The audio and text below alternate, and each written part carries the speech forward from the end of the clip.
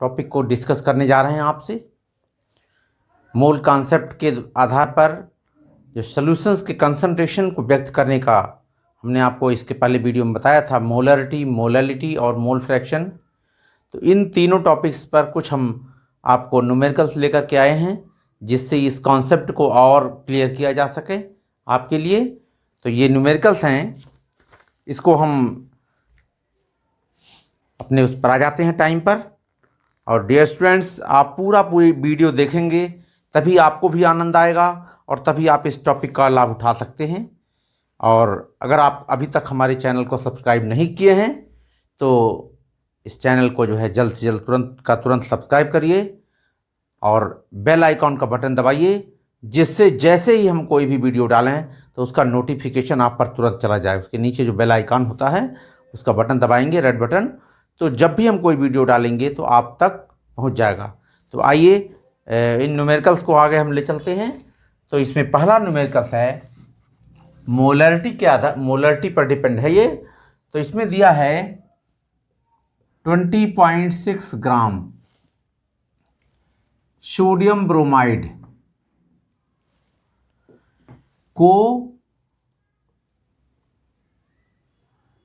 500 ml जल में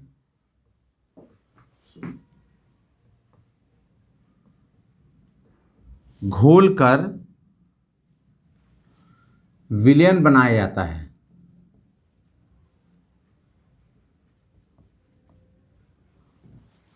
विलयन बनाया जाता है।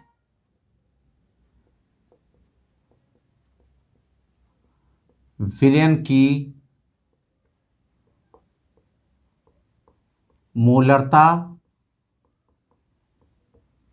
ज्ञात कीजिए।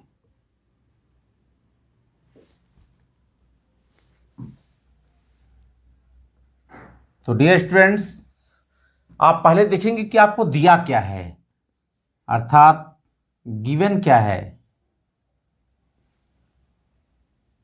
तो गिवन इसमें आपका दिया है NaBr का भार दिया है। NaBr का भार कितना दिया है? 20.6 ग्राम दिया है। दूसरा आपका आयतन दिया है, विलयन का आयतन किस में दिया है? ml में दिया है, 500 ml। इसको हम जब लीटर में कन्वर्ट करेंगे तो 1000 से भाग दे देंगे तो ये हो जाएगा 0.5 लीटर। अब मोलरता का सूत्र होता है विलयन की मोलरता। इसके लिए तो हो गया आपका विलयन की मोलरता होता है, तो इसके लिए विलयन की मोलरता हो जाएगा NaBr के मोलों की संख्या बटे विलयन का आयतन लीटर में। तो अब आप देख रहे हैं इसकी मोलरता दिया गया है, मोलरता यहाँ पर ज्ञात करना है आपको। अब यहाँ पर इस सूत्र को और तोड़ करके लिख सकते हैं हम, इसका भार बटे अणुभार। यहाँ पर Na का एटॉमिक वेट होता है 23 और Br का एटॉमिक वेट होता है 80। तो अब इसका जो है मोलों की संख्या निकालने के लिए NaBr का भार बटे NaBr का अणुभार बटे आयतन लीटर में। तो अब आपका यहाँ पर भार और अणुभार आयतन लीटर में, तो मोलरता आपकी निकल जाएगी तो अब इसको रख दें हम, इस सूत्र को, इसको नीचे भी लिख सकते हैं, इसको हम ऐसे लिख दें, इनटू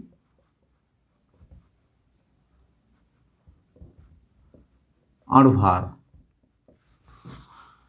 तो अब यहाँ पर भार क्या है, NaBr का है 20.6 ग्राम।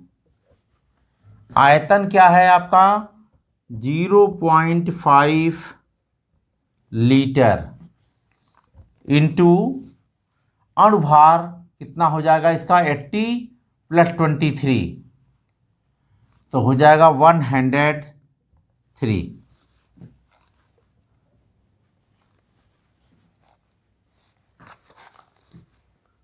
तो अब यहाँ पर इसके जो है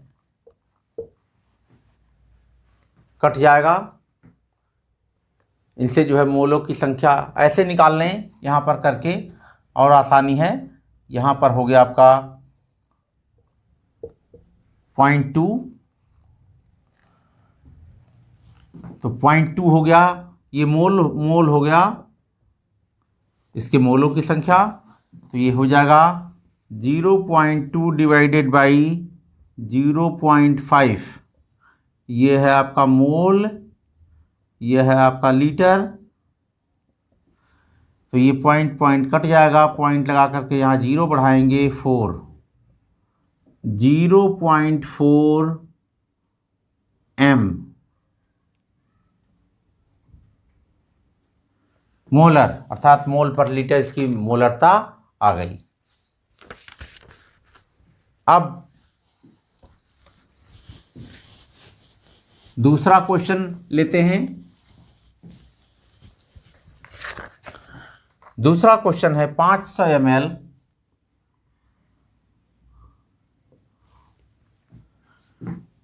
(0.01 m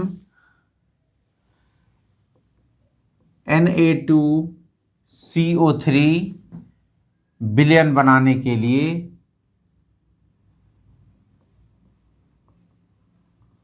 का जलीय विलयन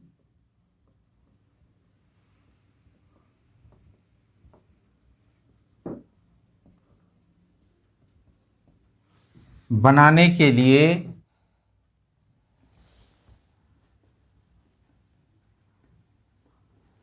कितने ग्राम Na2CO3 की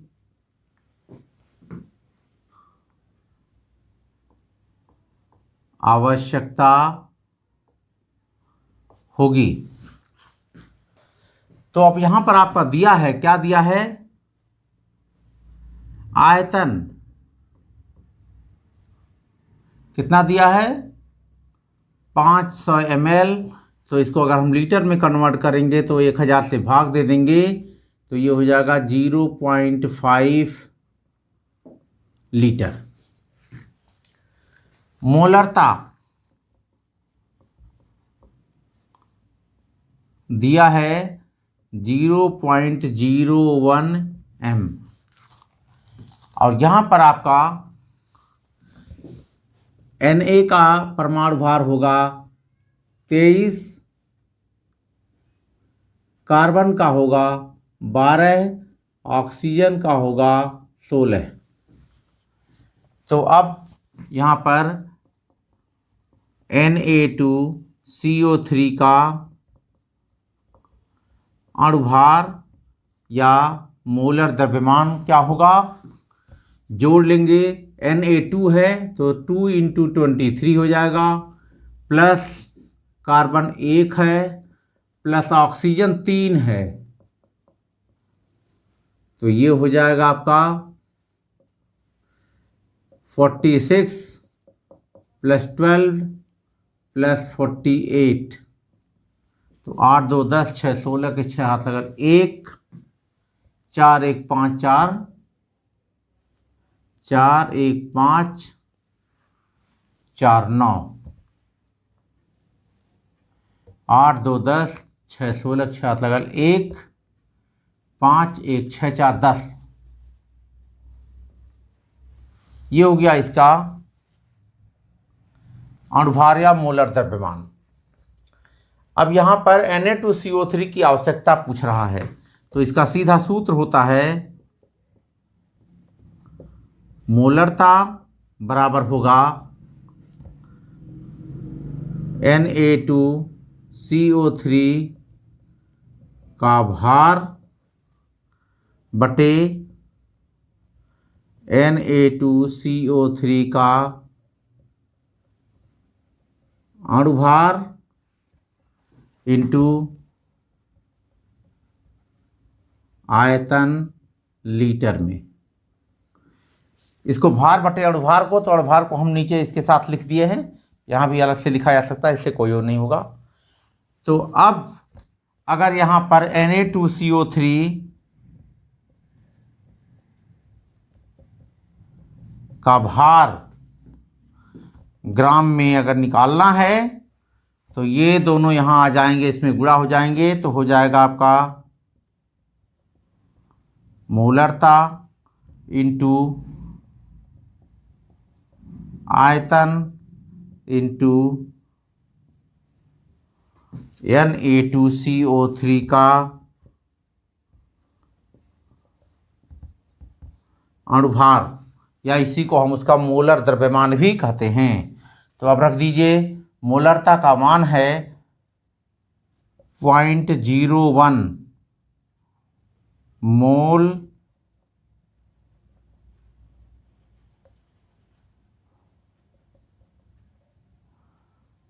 प्रति लीटर इंटू आयतन है 0.5 लीटर इंटू अणुभार है 106 ग्राम। तो ये आपका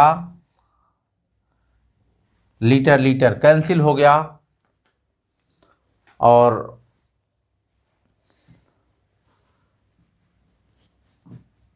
इसकी मोलरता ये है, और इतना ये हो गया आयतन, और अणुभार इतना हो गया। अब इसको हम गुणा कर देंगे तो हो जाएगा आपका इसको गुणा कर देंगे तो ये हो जाएगा 0.005 इंटू फिर इसका गुणा कर देंगे 106, तो ये हो जाएगा 0.53 ग्राम। इसका आंसर आ जाएगा ऐसे रखने के पश्चात, गुणा करने के पश्चात। अब तीसरा क्वेश्चन है,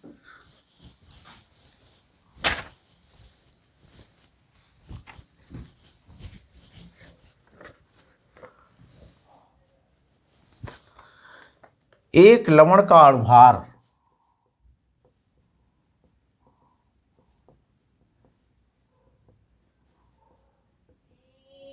एक लवण का अणुभार 30 है। लवण की 3 ग्राम मात्रा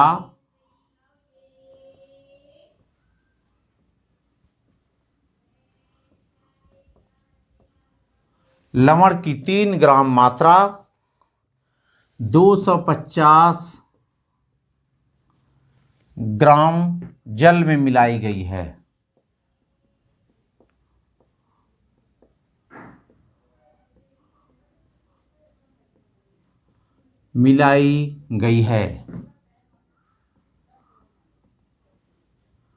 विलयन की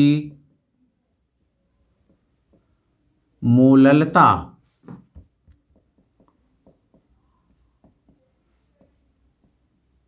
ज्ञात कीजिए। यहां पर जल अर्थात विलायक को ग्राम में दिया गया है, तो मोललता ही है, क्योंकि आयतन जो अगर लीटर में होता तो आप यहां पर आपको क्या दिया गया है, गिवन क्या है, अणुभार जो लवण है उसका लवण का अणुभार दिया गया है, कितना है 30, और लवण का भार दिया गया है दिया गया है कितना, 3 ग्राम। और जल का जो आयतन दिया गया है, जल अर्थात आप कह सकते हैं विलायक,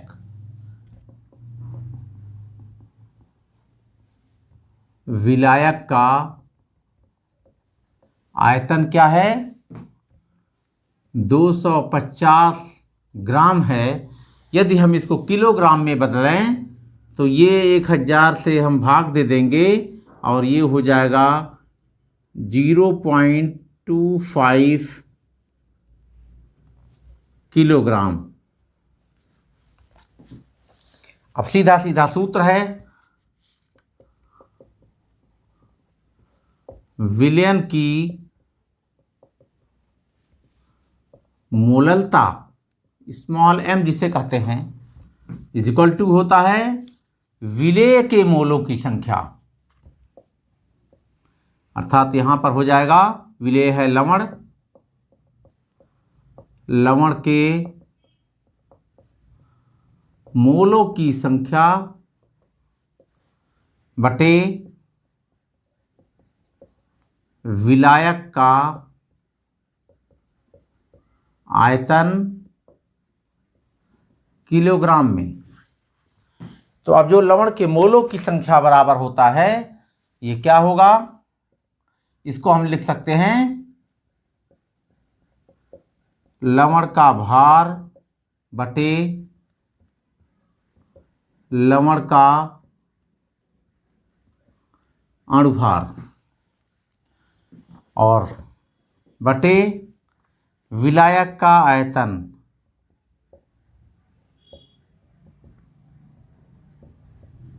आयतन किलोग्राम में। तो अब लवण का भार दिया है कितना, 3 ग्राम,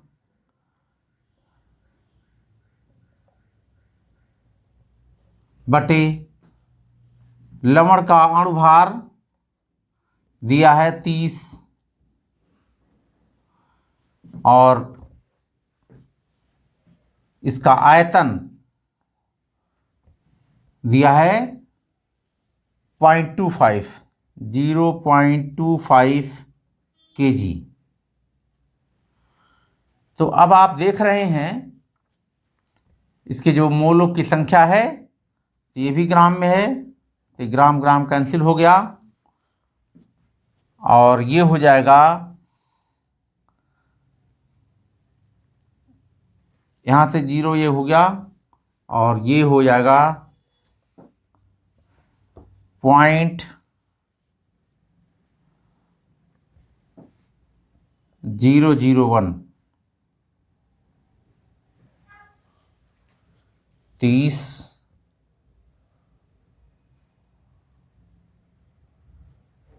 यहाँ पर दशमलव होगा 0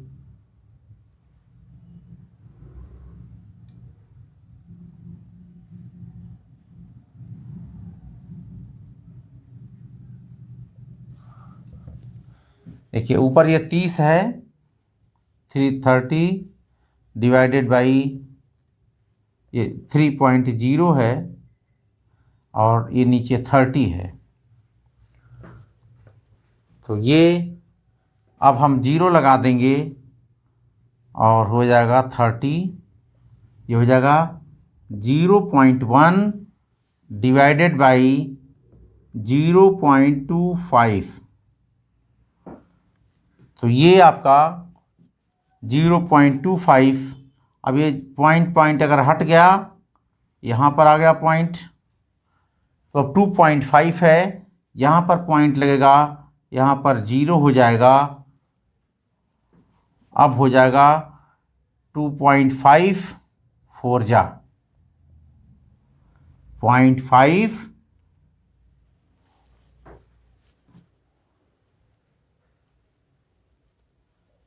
m, स्मॉल m, ये हो जाएगा आपका।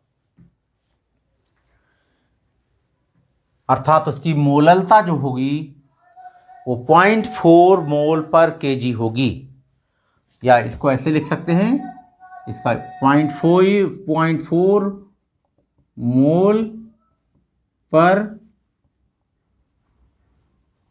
किलोग्राम। तो अब तीसरा, मोल फ्रैक्शन से ले लेते हैं